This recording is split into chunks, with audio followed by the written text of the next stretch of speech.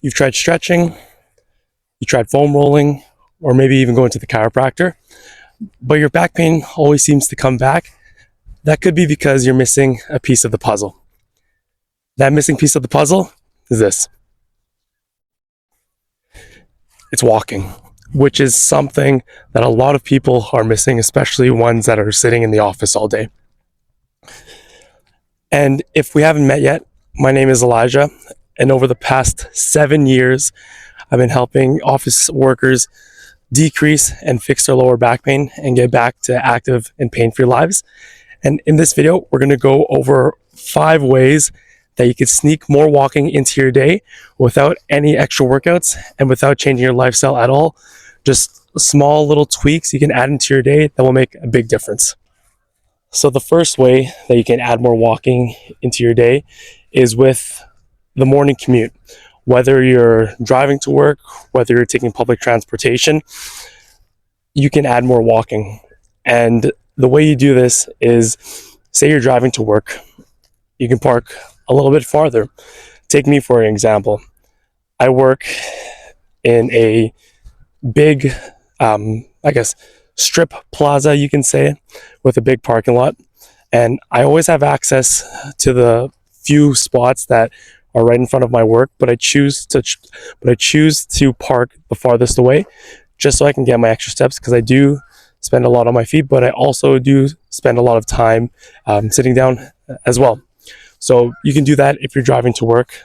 But if you're taking the public transportation, whether you're taking the subway or the train or the bus, you can just get off one stop earlier. Simple as that. Now, the second way that you can add more walking into your day is with your morning meetings. If it's with your internal team, or if you're having a one-on-one meeting with somebody, if they're able to, you guys just go out and walk like I'm doing right now. I may not be having a meeting, but I'm definitely talking to you. And doing so, I found this to help as well. When taking these walking meetings, you get the creative juices flowing. So if you're talking business with somebody on how to, grow business or anything along those lines, walking will actually get the creative juices flowing, which will definitely help business and help your productivity. And third way that you can add more walking into daily life is to just take a walk after you eat lunch.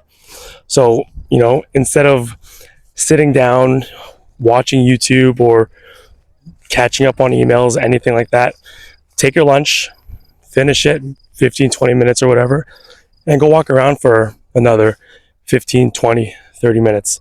Doing this, one, will help with digestion.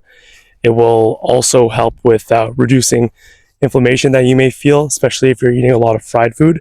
And it's also going to help you feel less like you're going to be in a food coma after all the carbs that you're eating. So taking a walk after you eat your lunch will definitely help. So try that. Fourth way that you can add more walking into your day is to take micro breaks.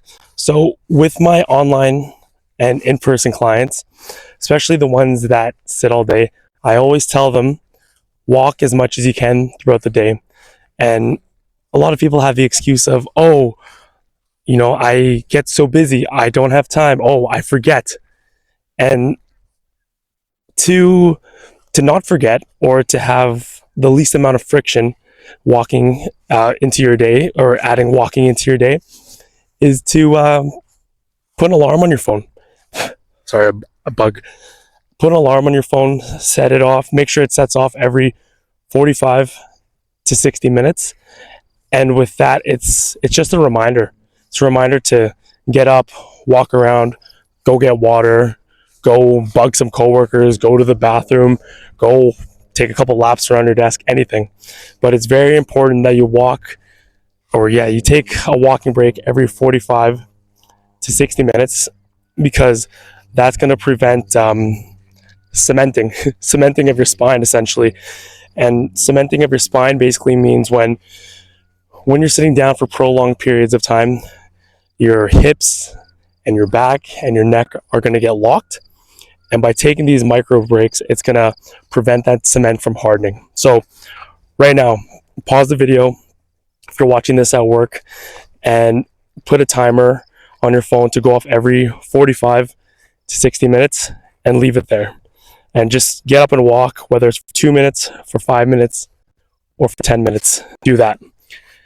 And the fifth way that you can add more walking into your day. Sorry if I'm squinting, sun's in my eyes.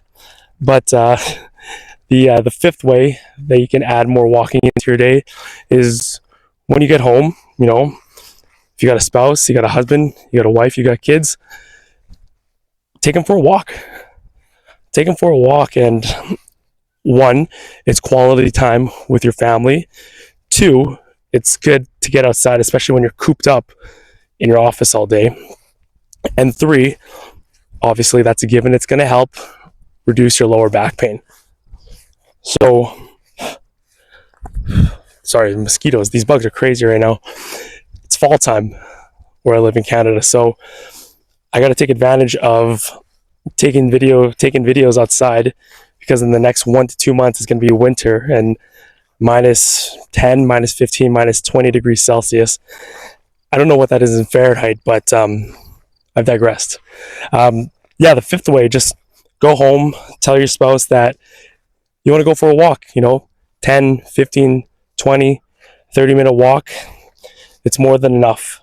And if you do all 5 of these and you practice this every single day and you stay consistent with it, I promise you that you will see a huge reduction in your lower back pain.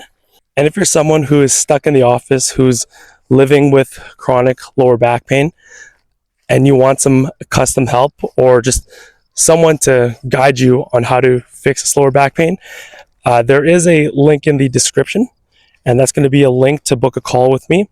And all you need to do is click that link, book a time, and we'll see if I can help you.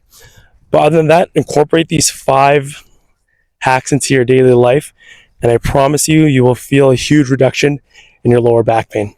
But other than that, thank you for watching, and I'll see you in the next video.